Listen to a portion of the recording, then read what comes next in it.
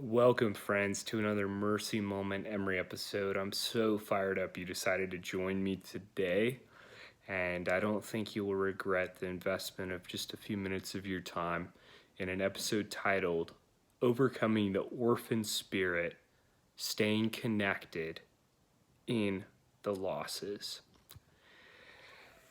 In life, when adversity comes and it's blow after blow, you may be grieving the loss of a loved one.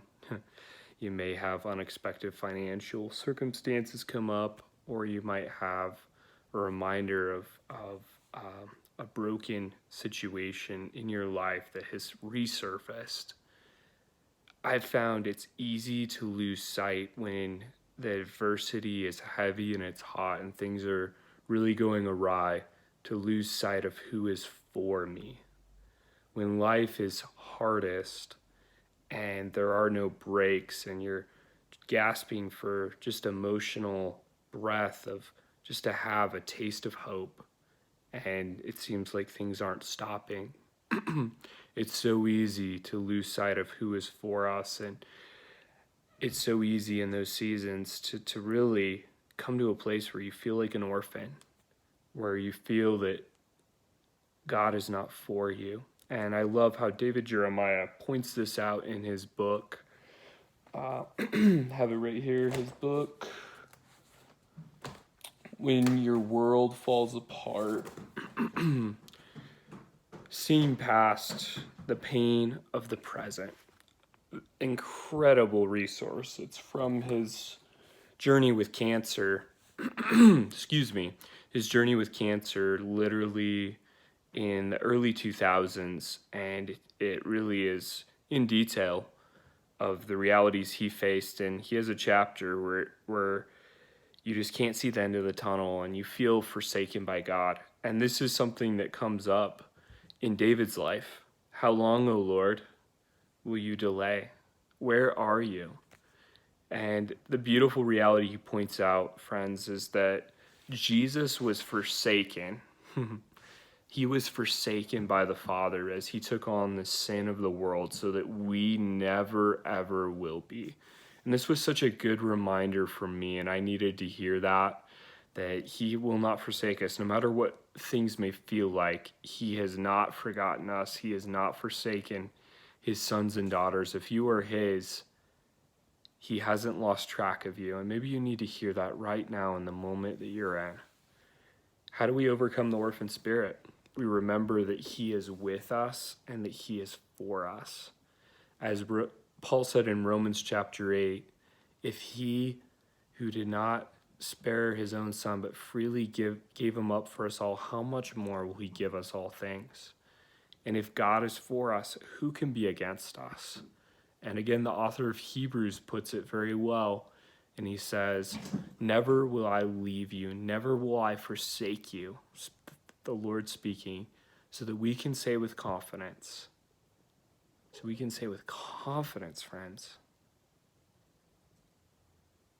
what can man do to me? Seriously, at the end of the day, friends, God promised difficult, choppy waters.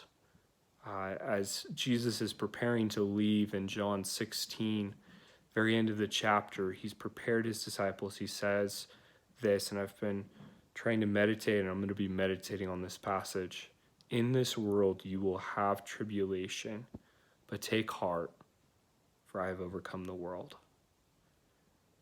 The key to taking heart is realizing that he is for us and he has overcome. That nothing that comes against us will destroy us, but God is going to use everything. He's going to work it all together for good. He's using it for our best. It may not feel like the best, but he's using it and working through it, and he is with us. He has not forsaken us. God does not change. And I love that Paul points out in Acts 17, in him we live and move and have our being. He's not far off. We're not forsaken, friends.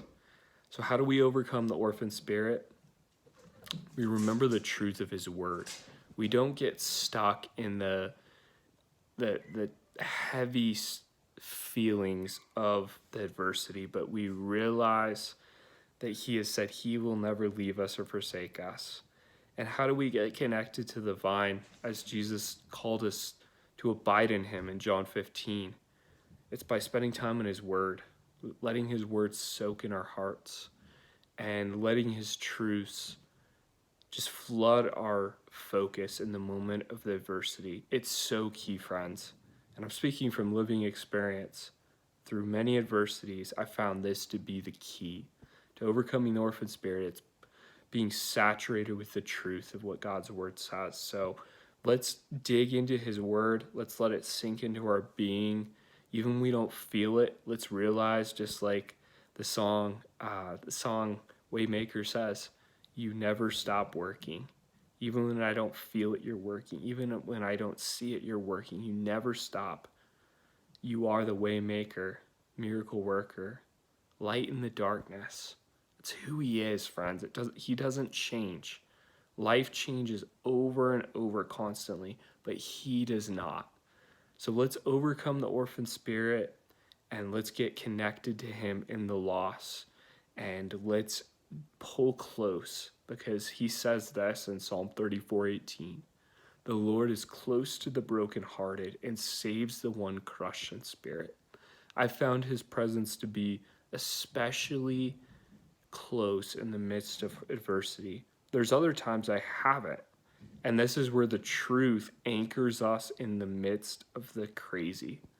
Because it's easy to get disoriented when it's one thing after another, when that adversity is really thick and heavy, and there's those constant reminders. How do we stay grounded? It's connecting to the truth and letting his truth wash over us. So take heart, be encouraged.